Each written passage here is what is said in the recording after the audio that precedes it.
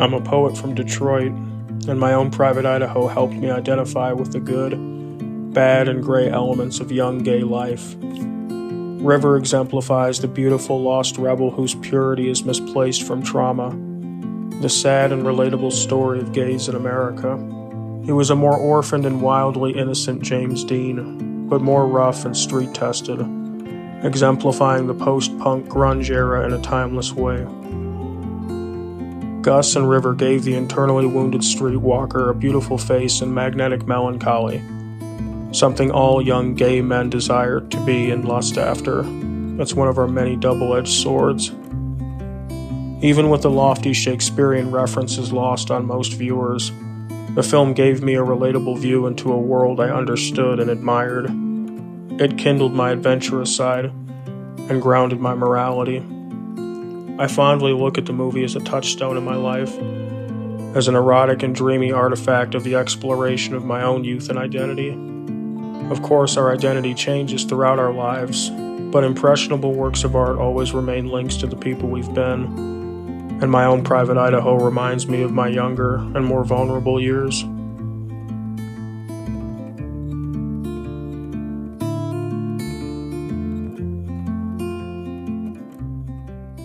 Rain called me and informed me that my own private Idaho was hitting 30 years since its release. I did marvel at that, and I also noticed that without the loss of River, we probably would not have done this. Because River died and because we lost him, it becomes part of the impetus to remember. And he really was the heart of that movie.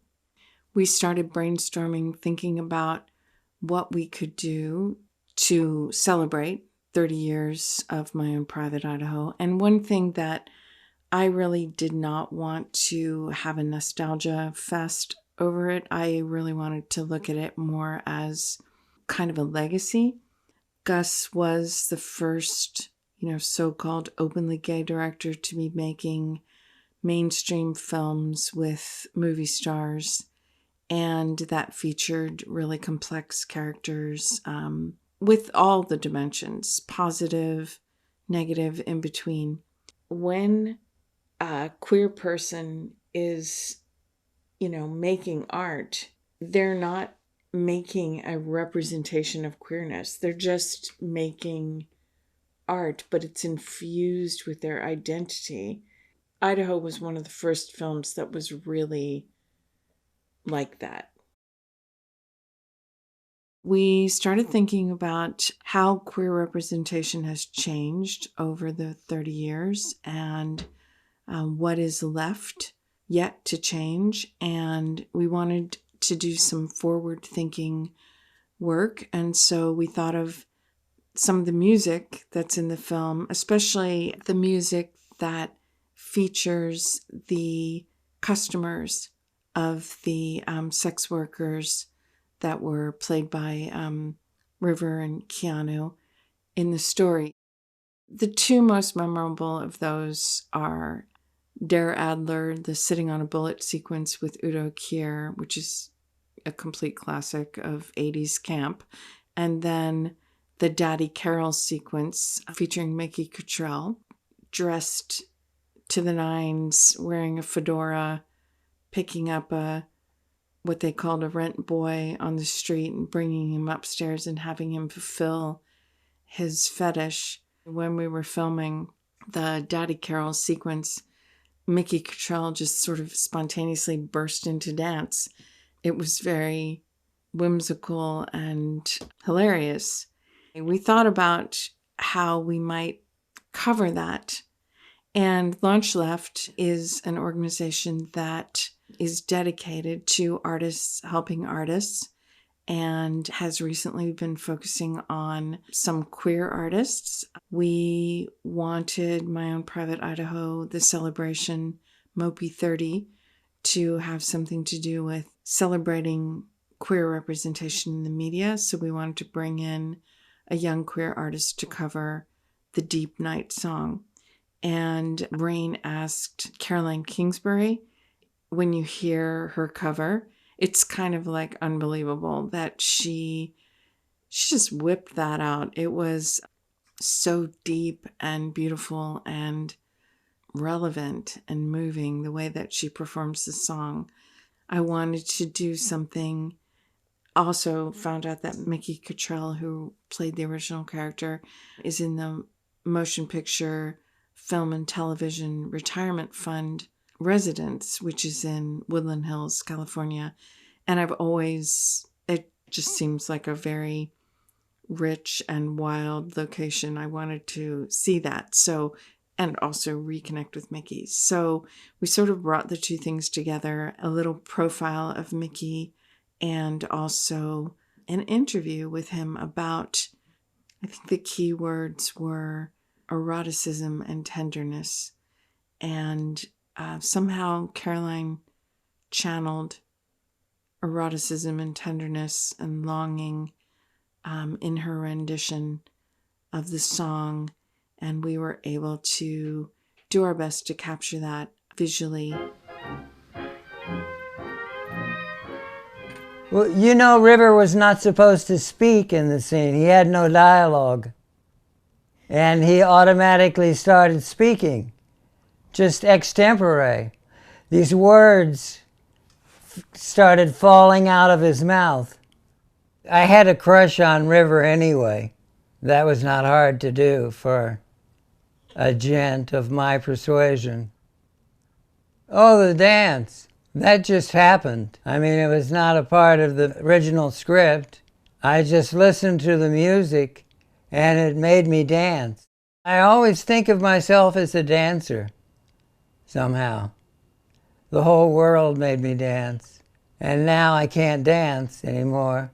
I've danced my last dance. There was an atmosphere that was very romantic. I was sort of captured in the web of River being there, and he became an instant fixation to Daddy Carroll. And it went deeper and deeper as the scene progressed.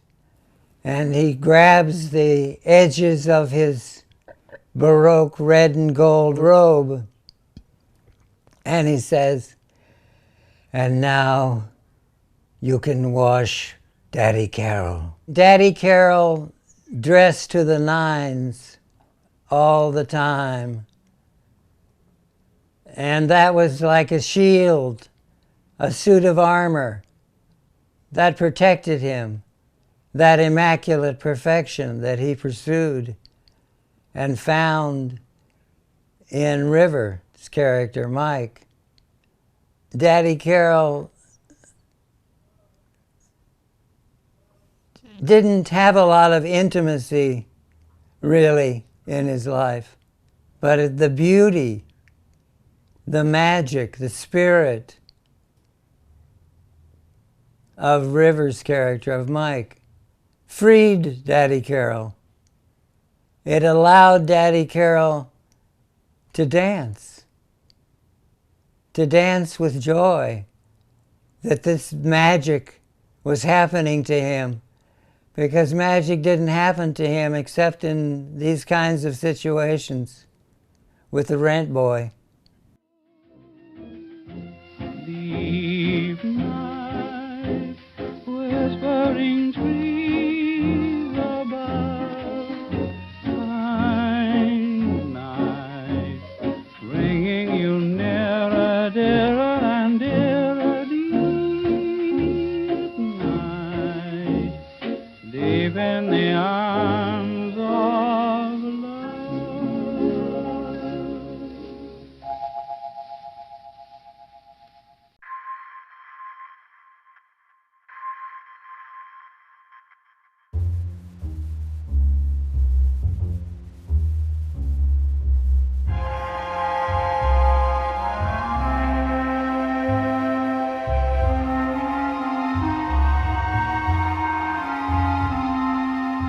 Eroticism is the inspiration for tenderness.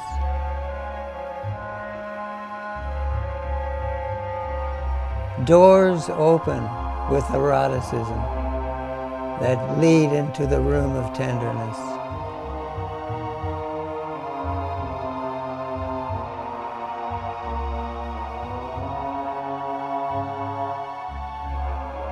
There is something magical about secrecy.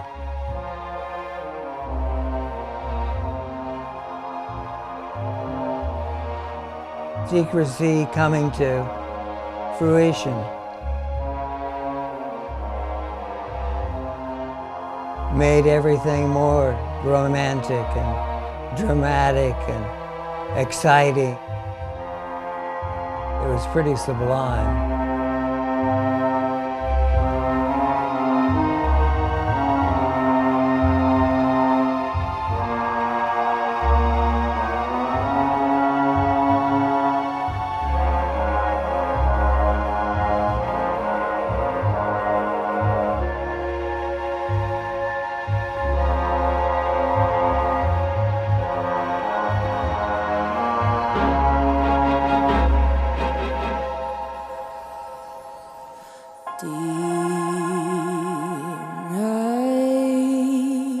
Stars in the sky above, moonlight, light in a place of love. Night winds seem to have gone to rest too. Brightly with love are gleaming. Come to my arms, my dear one, my sweetheart, my own. Vow that you love me always and be mine alone.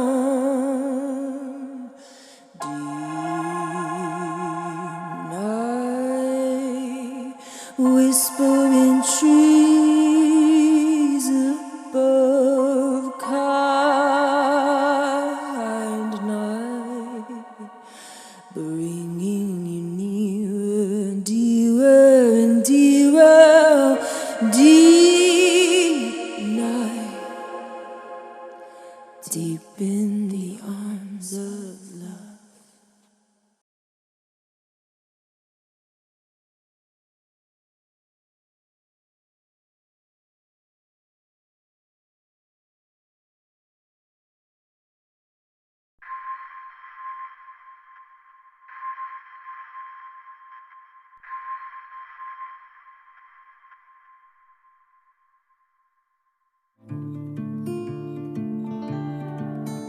Hi everyone, I'm Jessica. I'm in the UK and I'm just going to tell you what My Own Private Idaho means to me. I first saw My Own Private Idaho years ago when it was first shown really late at night on Channel 4. And I'd always loved River, I loved what he'd done with his acting career, but watching My Own Private Idaho was like a revelation. It was just like nothing I'd ever seen before. The images were painterly, the way that the costumes mixed with the storytelling, the narrative, like with the orange jacket, River's character of Mike, he actually was the salmon, that he was trying to find his home. And I think that's really what struck me, to be honest, was I'd never seen someone give that much of an emotive performance on film. The way that River just captured the essence of feeling lonely and feeling lost. And he didn't even need to say anything. There was just that look about him, wasn't there? He would look at the character of Scott and you just knew what he was thinking, and he didn't have to say anything. And back then, I remember thinking to myself, I need to write about this film. I didn't even know if that was possible back then. I didn't even know what you could do, but I knew that there was more and more to say about it. I started to watch it multiple times a day. And then eventually I was lucky enough, I went to university, and that was solely so I could write my thesis on My Own Private Idaho, which I did. and I was really, really lucky enough to have that published, which as a chapter, and now it's coming out as an academic textbook in the next couple of years, hopefully. So that's really exciting, and that absolutely changed my life, because now I am a freelance writer. I write about film academically. I write about LGBTQI+ representation on screen, and that is because of My Own Private Idaho, and that is because of River. In tribute, I actually got River tattooed on my arm in his pose as Mike there, and it's the scene in the graveyard where he just looks at the character of Scott, and you know that he is so hurt, and everything is in that look. You're never going to get another film like it. You're never going to get a cast like it ever again. It was unique. It was a product of its time, and it changed my life for the better. People say to me, Jessica, do you ever talk about anything else? And you know what? I write about film academically all the time, but I always come back to My Own Private Idaho, because there's always something new to discover. It can teach us things about ourselves every single day. Hey, if you like that video, you can see the whole thing at our Patreon page. That's right, just hit the link that you're seeing on the screen right now, and it'll take you there. And you can become a patron today and help us keep launching new artists and bringing left-of-center art and activism to a wider audience, and can't wait to see you soon.